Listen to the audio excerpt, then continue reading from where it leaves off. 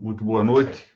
Voltamos aqui, mais uma vez, hoje para a leitura, comentários e eventuais prosas do texto número 13 do Notas sobre Notas, que é habitualmente publicado a cada 15 dias, graças à generosidade do Colégio Notarial do Paraná, presidido pela doutora Mônica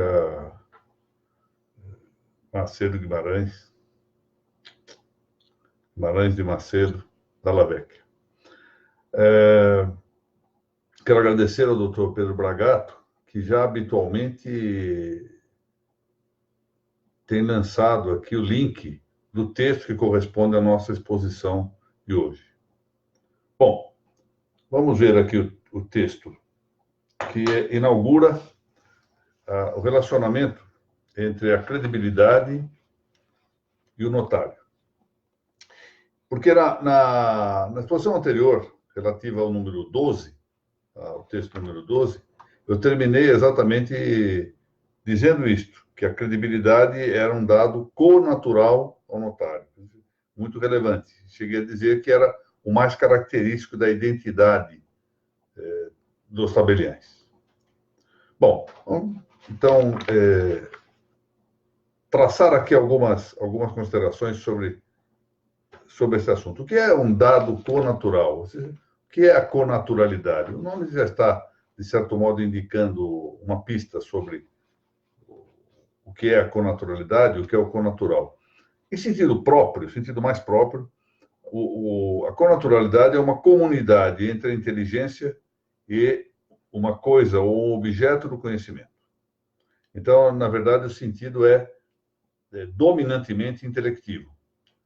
Então, propriamente dito, a connaturalidade é um conceito da teoria do conhecimento, ou seja, gnoseologia, epistemologia, é isto. Então, dizemos que alguém tem connaturalidade quando conhece alguma coisa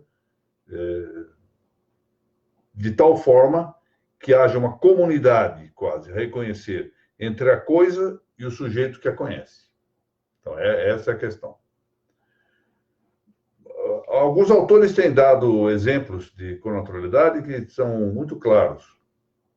Por exemplo, pensemos em algumas ilustrações. Suponham um grande professor de física que tenha passado a vida inteira estudando e nunca teve a oportunidade de andar de skate. Muito bom. Mas como ele é um grande professor de física, ele conhece muito bem as leis da dinâmica. E conhece cientificamente, com muita precisão, o que tem que ser feito para que alguém não caia de um skate. Vai dizer que ele sabe cientificamente como andar de skate. Em troca, o vizinho dele tem um filho que tem 12 anos de idade. O menino nunca abriu um livro de física na vida, mas anda de trás para frente de skate. É um gênio na prática desta, chamemos de esporte. Pois ele tem um saber natural de como andar de skate. Ele consegue andar de skate. E o físico não consegue, embora tenha um saber científico. Então, o menino tem uma connaturalidade com o conhecimento. E este conceito, que embora diga respeito à teoria do conhecimento, como eu disse, diz respeito diretamente, propriamente, ao aspecto intelectivo, pode expandir-se também para o campo das virtudes morais. Então, vamos supor, num outro exemplo, um psicólogo que se tenha dedicado a ler vários livros, a estudar longamente tratados de psicologia infantil. Ótimo. Ele conhece psicologia infantil. Mas eu tenho minhas dúvidas se ele conhecerá tanto a psicologia, por exemplo, do Pablo e do Gugu, como a Ellen, mãe deles. Ou da Maria Eduarda e do Bruno, como a Mônica. Ou do Otávio Augusto, como a Larice. Ou do Marcelinho e da Maria Clara, como a Thaís. Por quê? Porque a mãe de família está em contato com os filhos, conhece a psicologia dos seus filhos, conhece a alma deles melhor do que o psicólogo. É connatural esse conhecimento. Bom, connatural, mas veja que nós nem sempre escolhemos o saber de quem é conaturalizado com as coisas. Suponhamos que temos um problema qualquer, eu com os meus netos, ou alguns dos senhores com seus filhos, etc., tem que procurar um médico. O que nós preferiremos? Um médico que tenha 40 anos de experiência lidando com determinado assunto, autorizado naquilo, muito experimentado, tem algum estudo, naturalmente, é de supor, ou um outro que acaba de formar-se e leu todos os livros sobre a matéria. Não, provavelmente nós vamos preferir o mais experiente. Então, de vez em quando, nós preferimos o saber daquele que aprendeu com a experiência. E outras vezes, preferimos o saber de quem tem ciência do assunto. O ideal, sempre, é que essas coisas se atenuem, ou seja, não caiamos só no campo do experimentalismo, nem caiamos só no campo da teoria, do teoricismo. Muito bem. A credibilidade, aqui voltando ao campo do notário,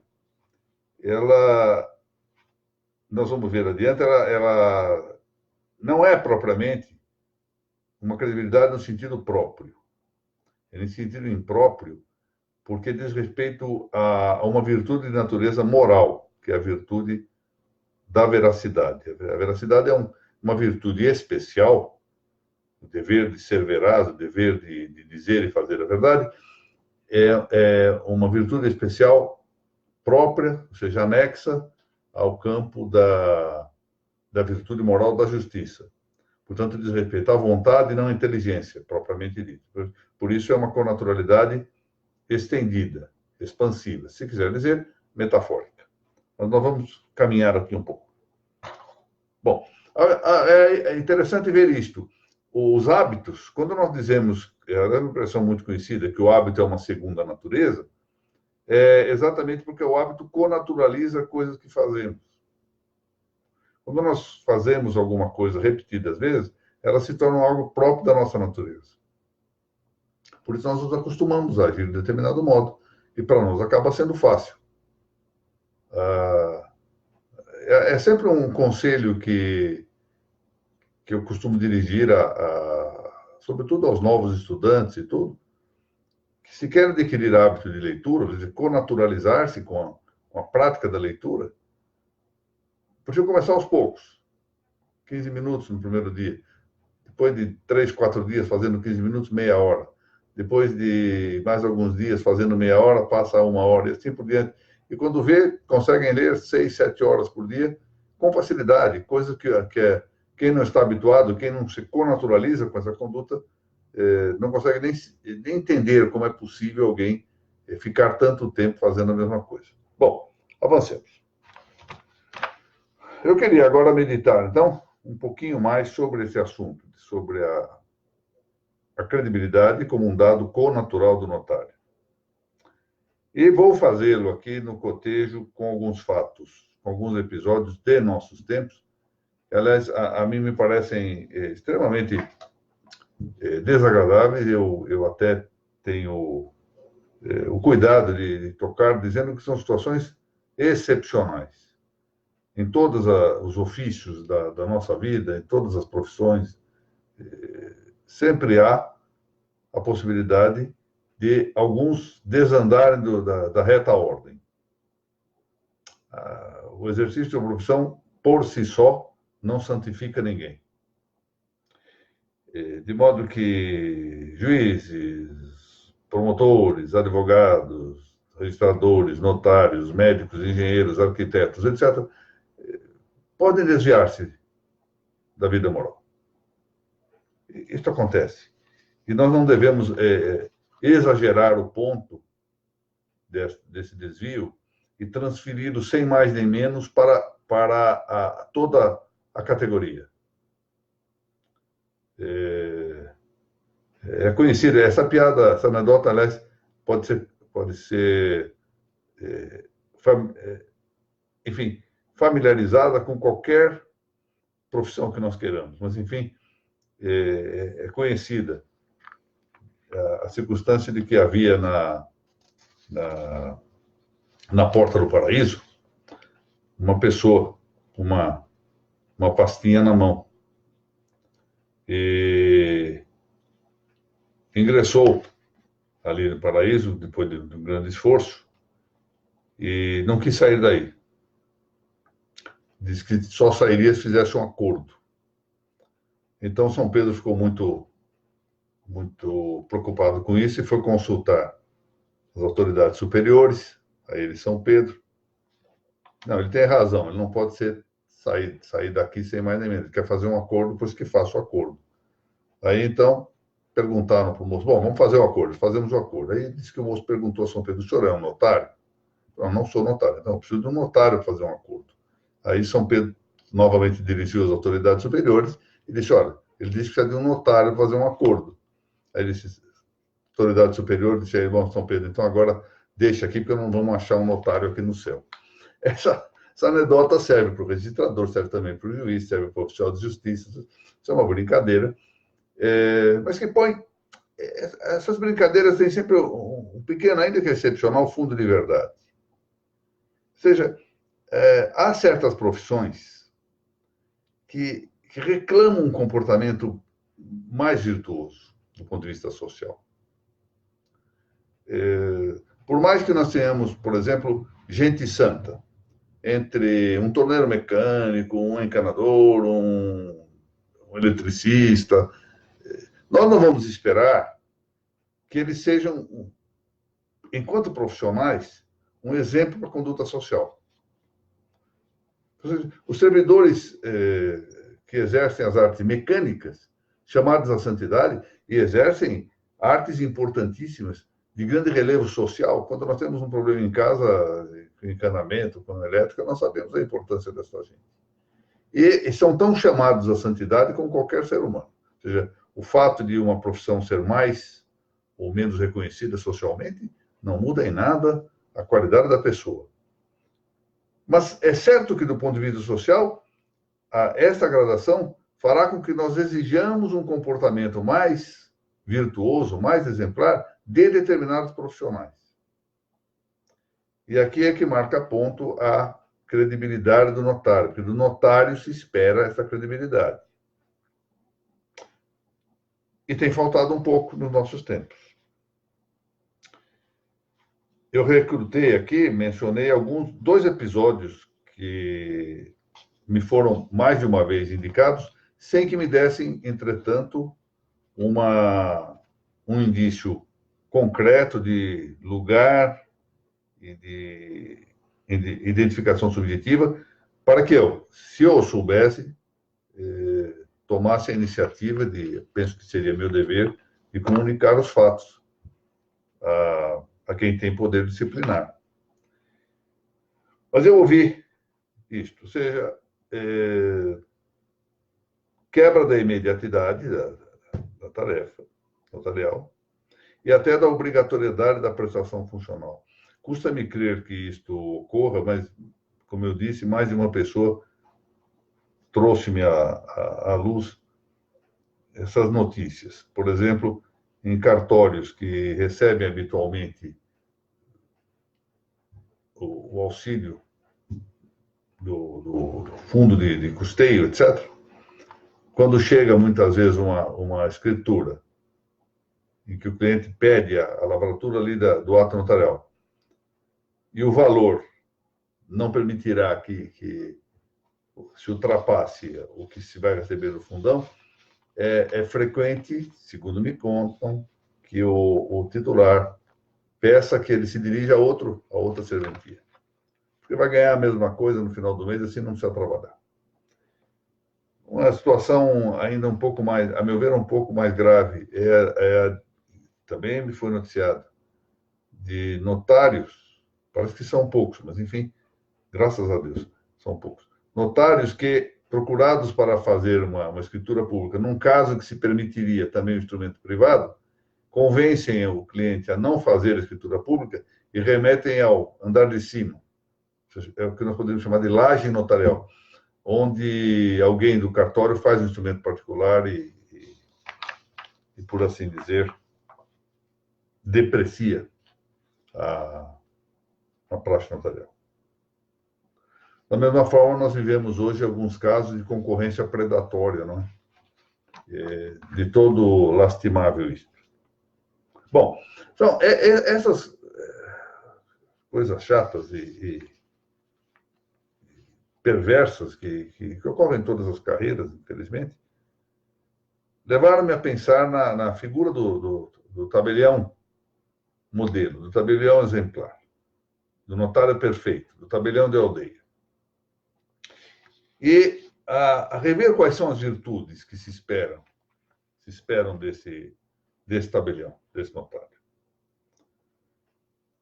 Aqui faço, em relação à credibilidade, em sentido geral, uma divisão entre credentidade e credibilidade. A credentidade diz respeito à imperação jurídica, à circunstância de que a comunidade está compungida, ou seja, compulsoriamente deve reconhecer, aderir a uma verdade como tal afirmada pelo notário.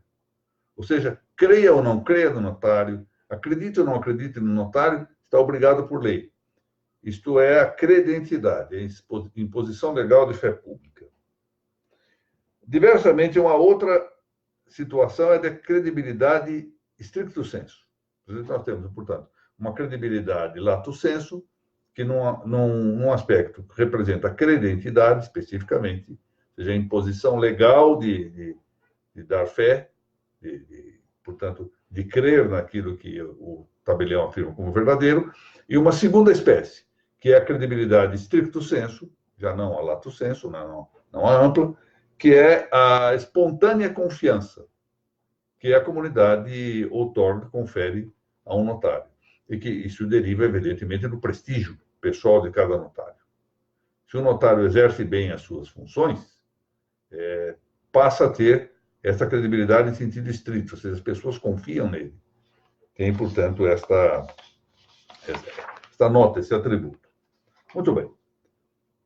A palavra credibilidade é um vocábulo que, do ponto de vista lógico, corresponde a um abstrato.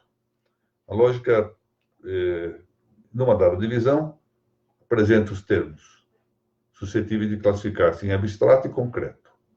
Já em outra ocasião, já disse isso. Ou seja, branco e brancura. O branco é o concreto, é um suposto em que o abstrato brancura se concretiza no branco. A humanidade é um termo abstrato que se concretiza no homem. E a credibilidade é o termo abstrato que se concretiza no credível. Ou seja, que é o resultante, portanto, como estou dizendo aqui, do adjetivo latino de segunda classe. O latim possui duas classes de adjetivos. Esse é o de segunda classe. Credibilis, credibile. Quer dizer, é o digno de crédito. Credível é o digno de crédito, que merece ser acreditado. E por que merece ser acreditado? Em sentido específico, com aquela credibilidade que nós mencionamos há pouco, em estrito senso. Porque ele tem o hábito da veracidade, o hábito de ser veraz. Ele é costumeiramente veraz. Aqui é uma certeza de tendência. O que é certeza de tendência? Nós temos prognoses possíveis de conduta. Como é que nós prognosticamos as condutas de alguém? Prognosticamos porque nós conhecemos a pessoa, sabemos como costumeiramente ela age e, portanto, temos uma certeza de que ela, uma certeza relativa, claro, de que ela deve inclinar-se a agir de determinado modo. Porque ela sempre faz isso, deve fazer novamente. Até que se retifique. Por exemplo, se for um hábito mau, um vício, até que se retifique, fará isso. Se for um hábito bom, uma virtude, esperemos que não se retifique, que aprofunde até essa virtude. Qual o exemplo, por exemplo, de uma certeza de tendência? Vamos admitir aqui. Uma pessoa apanha um trem que vai de Milão a Pádua. Se ele pega um trem na estação Geral de Milão, Central de Milão, se ele apanha um trem que vai para Pádua, o normal é que ele vá descer em Pádua. Esperando, ele compra uma passagem para Pádua. Qual é a tendência dele? Qual é a certeza de tendência? Que ele vai parar em Pádua. Mas, naturalmente, pode acontecer um montão de coisa no caminho, né? Por isso que é uma certeza relativa. Ele pode morrer no caminho, ele pode descer em Vicenza, ele pode ir lá ver Desenzano, que era no meio do caminho, né? Lago de Garda, e não ia a Pádua. Descer em Verona para ver o Poço dos Suspiros, lá, a casa de Julieta, do Cosiddetto Romeo, uma série de coisas que podem ocorrer. Mas qual é a certeza de tendência? É que ele vai chegar a Pádua. Mesma coisa quem apresenta credibilidade, comportamento habitual, comportamento costumeiro de alguém que é veraz e se apresenta com veracidade, será o tendencial de sua conduta, sempre. Como o contrário também ocorre, não é? Há pessoas que possuem tal tendência de mentir que nós sempre, até quando essa pessoa fala a verdade, ela fica com um ar de suspeita, né? Temos suspeita até quando ela diz verdade. O ar é suspeitoso, porque tem a tendência de faltar a verdade. Muito bem. Prosseguimos com o texto aqui. Se é certo que a importância da credibilidade, ou por seu aspecto agora objetivo, a verdade, a credibilidade é algo que se liga à verdade, o dever de dizer a verdade, o dever de ser veraz. Portanto, há um aspecto, um objeto, que é a verdade. Se é certo que a importância da credibilidade interessa a todos os homens e aflige não só o campo da justiça, mas o conjunto das virtudes, ou seja, todas as virtudes, têm algum vínculo com credibilidade. Esse autor que eu estou mencionando aqui, Servet Pincaer, já vou falar dele já, tem uma sentença interessante, sobre a qual nós devemos meditar um pouco. Sem a verdade, não há felicidade nem amor que dure. Olha que coisa interessante. Por que razão? Porque a verdade, ela se converte no bem da vontade. E se nós não obtivermos o bem, quer dizer, se não obtivermos a verdade, nós não podemos ser felizes. Porque bem é aquilo que nós apetecemos. E, por outro lado, nós não podemos amar a não ser a verdade, ou algo que nós tomemos como verdade. Senão não há amor, há desamor. Portanto, essa frase desse autor, esse é um autor belga, que nasceu em Liège, viveu até, acho que 2008, Servet Theodore Pincaer, um grande moralista, um grande conhecedor das doutrinas morais. De maneira que é um fato que importa, como digo aqui, ao bem comum, que alguns sejam relevantemente verazes, ou seja, todos devem ser verazes, mas alguns têm mais relevo à sua veracidade do que outros. Eu dou um exemplo aqui, não sei se é feliz ou não, mas eu achei interessante. O que nós esperamos? Que um juiz, do qual se espera que não participe de fraudes propositais da justiça, né? Falseie num jogo de baralho, ou seja, dê um jeito de esconder um coringa, ou se estiver jogando pôquer, alguns ases, alguma coisa, nós julgaremos isso como extremamente grave. Eu nunca posso esperar que um juiz vá fazer isto. Mas eu não vou opinar tão severamente se me disserem que alguém que não é juiz, por exemplo, tomemos aqui um calouro em faculdade. O calouro tem sempre a fama de ser um brincalhão, você está começando a faculdade, não tem assim um compromisso ainda com essas coisas profissionais da vida jurídica. Somos um calouro aqui de direito, como a Maria Eduarda, por exemplo. Ora, se ela fraudar um jogo de pôquer, um jogo de baralho, qualquer que seja, vai causar um pouco de estranheza, mas muito menos, seguramente, do que causaria um juiz. Então, aqui nós observamos algo que também deve ser considerado com cautela. A diversa gradação das pessoas em relação às licitudes e ilicitudes. Por exemplo, um delito praticado contra uma vítima de maior dignidade social, suponha um rei, um presidente da República, etc., é mais grave do que um cometido com uma pessoa sem esta graduação. Quer dizer que não tem a mesma dignidade humana? Tem, ambos têm a mesma dignidade humana, mas o problema é que não tem a mesma graduação na vida política. E a lei a lei humana é feita para resolver os problemas de justiça. E por isso tem que considerar. E o nosso Código Penal, por exemplo, apresenta essas hipóteses de aumento de pena em razão de certas situações pessoais. Como também um crime praticado, por exemplo, por um juiz, por um funcionário público graduado, por um presidente da República, por um presidente de Senado, por um presidente de Câmara, etc.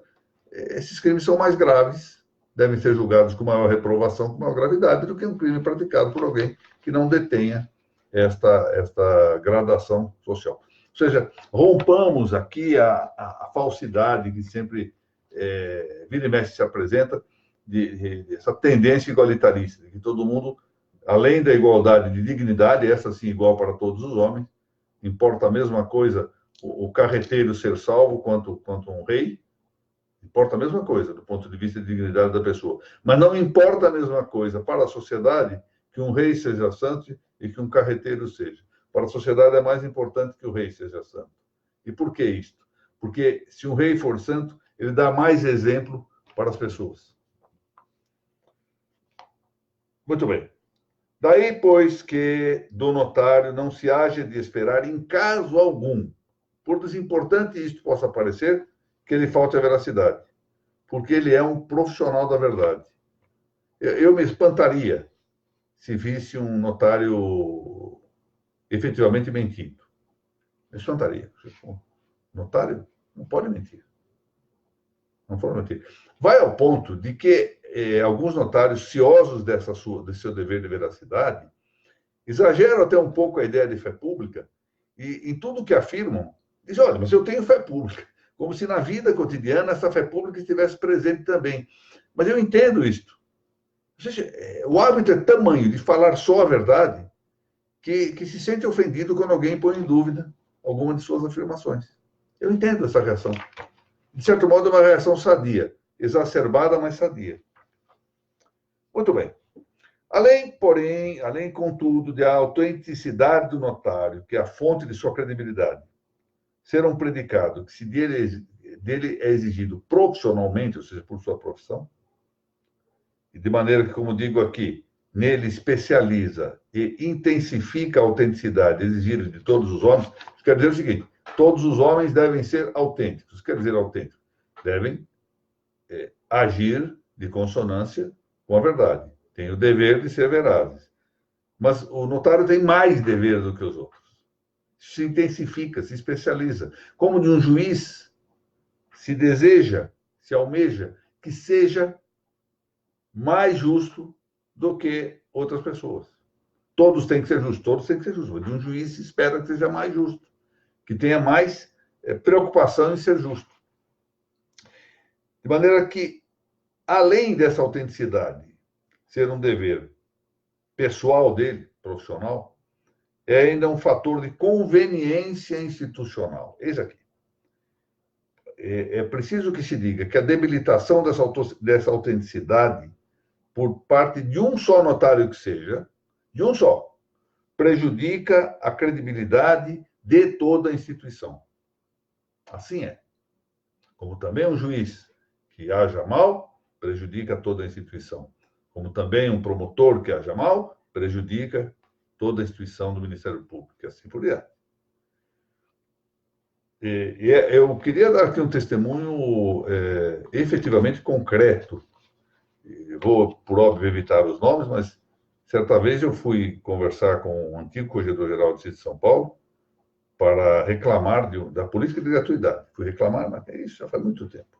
Fui reclamar da política judicial de gratuidade e a resposta que ele me deu, diversificando o assunto, ou seja, não quis discutir o assunto comigo, foi de que um notário estava se apropriando indevidamente das custas do Estado.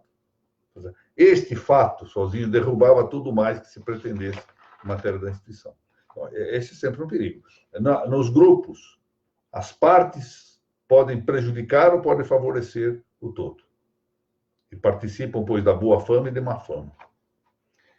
Bom, tem-se a ver que a inautenticidade ou hipocrisia, já vou dizer o que é isto, sequer tem favorecido a lógica do êxito. Estou usando aqui esta referência muito interessante desse professor polonês, que é professor da Universidade Nicolaus Copernicus, na Polônia, Piotr Kozak, Piotr Paweł Kozak. Paulo é Paulo. Piotr Paweł Kozak. Ele fala na lógica do êxito. E na autenticidade, ou seja, a hipocrisia não favorece a lógica do êxito. Pode parecer, né, no primeiro momento, que faltando a verdade vai conseguir alguma vantagem imediata, mas questão de tempo para mostrar que isso não favorece. Bom, entretanto, é preciso distinguir um pouquinho aqui para não parecer excessiva a consideração. Suponhamos assim um predicador da moral, um sacerdote, um padre, um religioso, um pastor, não importa. Ele não pode ser considerado hipócrita pelo fato de que pregue algo, uma doutrina, que é superior à própria conduta dele. Por que razão? Porque a doutrina moral não está fundada nas virtudes da própria pessoa. A doutrina tem um caráter objetivo, muito superior, muito mais elevada do que qualquer pessoa. De maneira que a hipocrisia não consiste em que alguém seja pecador. Porque, nesse caso, todos os homens seriam hipócritas. Porque todos nós pecamos. A hipocrisia consiste, isto sim, em uma negativa do que se pensa e se está pregando. Como, por exemplo, se eu fosse notário e dissesse aqui, olha, não façam invasões de competência notarial. Ou seja, não é possível, é inconveniente, etc., mas, ao mesmo tempo, eu acho que isso pode ser feito. Então, distingamos. Eu ajo mal e usurpo a competência alheia como notário. Mas acho que está errado. Reconheço que está errado. Como costumo brincar, vou para a filhinha no final de semana para o confessionário. Bom, isso não é hipocrisia. Isso é pecado só. Eu pequei com isso. Mas não sou hipócrita. Porque eu realmente penso que não se pode usurpar a competência, embora eu tenha usurpado. A hipocrisia consiste em eu defender que não se possa, nesse exemplo, né? Que não se possa usurpar a competência quando eu acho que pode. Eu falo, não pode não, mas estou adrede, sem arrependimento, sem remorso, praticando aquilo que estou dizendo em contrário nas pregações. Portanto, evitemos de imaginar que qualquer falha representa hipocrisia, porque nós nos veríamos hipócritas, todos nós. Ou algum de nós é capaz de levantar a mão e dizer que nunca mereceu ir para uma filhinha. Não é? Pois então, a inautenticidade da hipocrisia não favorece, não beneficia a lógica do êxito, nessa expressão de Rossack. E, no fundo, há uma corrosão, essa expressão que estou usando aqui me pareceu adequada, há uma corrosão da alma notarial. Eu lá à frente pretendo, já me comprometi com a doutora Mônica, que eu vou escrever sobre um tema sobre a assídia notarial. Está ligada a essa ideia da corrosão da alma do notário. Eu tenho tido contato com muito bons notários do Brasil, gente exemplar, mas eu tenho sentido aqui algo que nós podíamos chamar de tristícia notarii, ou seja, a tristeza do notário, a tristeza dos notários. Andam tristes. E andam tristes porque estão sentindo que a sua alma está sendo corroída por alguma coisa. Não conseguem descobrir muito claramente, nem sempre advertem o que é inteiramente, mas sentem que algo, ou seja, há um cheiro no ar, por assim dizer, de que as coisas não andam bem. É essa corrosão da alma notarial. E no Brasil, ultimamente nós temos tido um contínuo assédio cético e mesmo destruidor das notas. Temos visto isso. É diária essa situação. Né?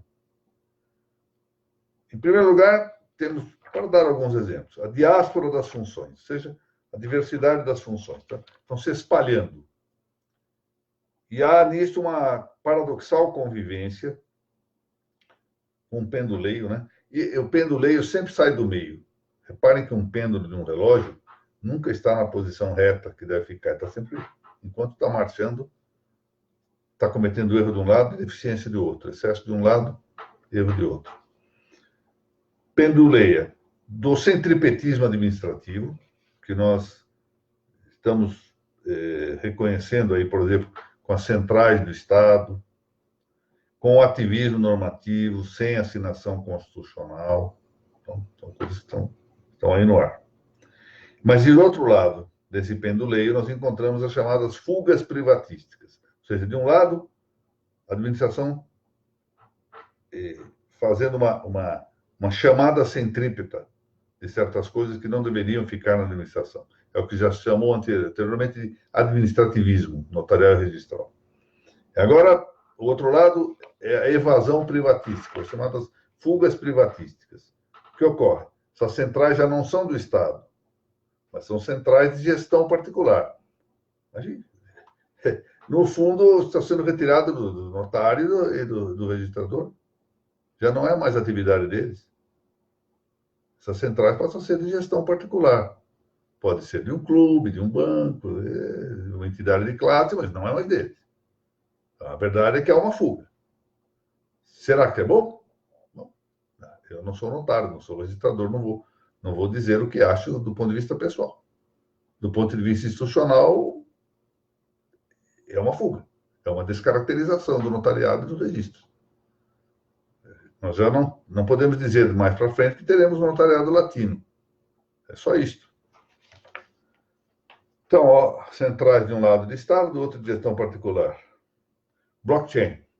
Agora, as novas condutas são essas condutas que já ultrapassaram o campo da mera tecnocracia, em que os gerentes técnicos são também os responsáveis pela gestão política, para atingir o campo da tecnolatria. Ou seja, tecnolatria significa adoração da técnica. Adoração da técnica. Alguns adoram a técnica. Provavelmente, alguns estão efetivamente convencidos desta nova religião. Uma religião que tenderá, num primeiro momento, a erigir uma transhumanidade, ou seja, algo que esteja transitando do homem para outra coisa que não sabe bem o que é, uma espécie de simbiose entre o homem e a máquina, e que se projeta efetivamente para uma pós-humanidade, em que o homem desapareça. Não há necessidade do ser humano. Então, contra isso, que evidentemente, preciso dizer isso com todas as letras, essa é uma proposta manifestamente de utopismo, de distopia, porque isso é um utopismo catastrófico, e manifestamente anticristão. Eu preciso dizer com todas as letras isto. O problema todo aqui é uma pugna. De um lado, o cristianismo, de um lado, a doutrina cristã, a fé cristã, e de outro lado, esses utopismos, essas globalizações, tecnocracia, tecnolatria, etc.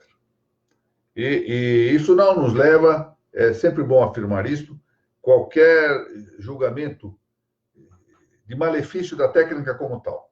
Nós estamos aqui usando, aqui uma câmera de vídeo, os senhores estão me vendo aqui nesse aparelho, estou falando, tem um áudio, isso é técnica. A técnica de si mesmo não é mal, ao contrário, ela é boa. Mas ela é um meio, E ela não visa substituir os fins e muito menos substituir os homens. Pois bem, por outro lado, temos frequentes propostas de abolição, como digo aqui, ablação das notas. Vamos acabar com as notas, não há necessidade das notas mais. Fazemos tudo aqui preenchendo trechos de formulários, etc., tudo resolvido.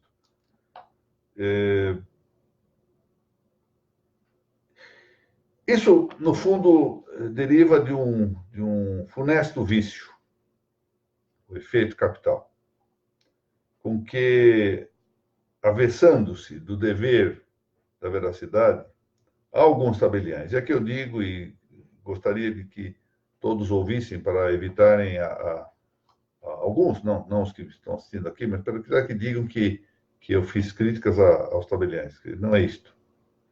Eu espero que sejam poucos. Espero sempre que haja de ser bem poucos os tabeliães que incidam nestas indignidades. Francamente, espero assim. Mas alguns tabeliães praticam em favor de seu próprio lucro uma permuta com a razão essencial de ser das notas.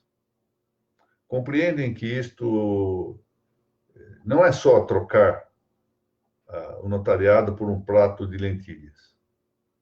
É, no fundo, trocar o notariado por 30 moedas de ouro. É isto. e com isso sacrificam o sentido útil do notariado. O notariado não nasceu para dar lucro para os notários.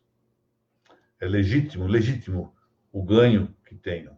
Os que acompanharam a minha trajetória nos últimos 3, 4 anos sabem o quanto eu me esforcei para sustentar a imprudência e a injustiça da política de gratuidade. É legítimo que haja a recepção de uma justa retribuição pelo trabalho. Mas ganhar dinheiro não é a função do notariado, não é a finalidade do notariado. Será possível, essa é a pergunta que eu faço aqui, que nós não percebamos que o bem comum, ou seja, o bem da comunidade, é tão pessoal quanto o bem de cada um de nós? O bem comum da minha comunidade é tão pessoal para mim como o meu próprio bem individual. E não percebo isso. Não se percebe. Muito bem. Nós vamos na próxima semana, não, né, doutora Mônica? Acho que na outra, porque tem que ser publicado o texto do 14. Vamos prosseguir com uma análise concisa dos tipos e das motivações da mentira. Agora, aqui é o contraponto desse princípio. Porque se a verdade é o princípio e o fundamento de uma boa praxe notarial, a mentira é exatamente a antinomia desta boa praxe notarial. A antinomia, o oposto dos princípios e dos fundamentos, dos pilares da atividade notarial. Muito bem, senhores. Muito obrigado pela presença de todos. Doutora Laura Porto, boa noite. Doutora Ellen, doutora Carolina, doutor Hilário Lula, doutora Mônica. Agradeço muito a todos os que me deram audição aqui. E espero que sirva de alguma utilidade esta minha meditação. Muito boa noite a todos.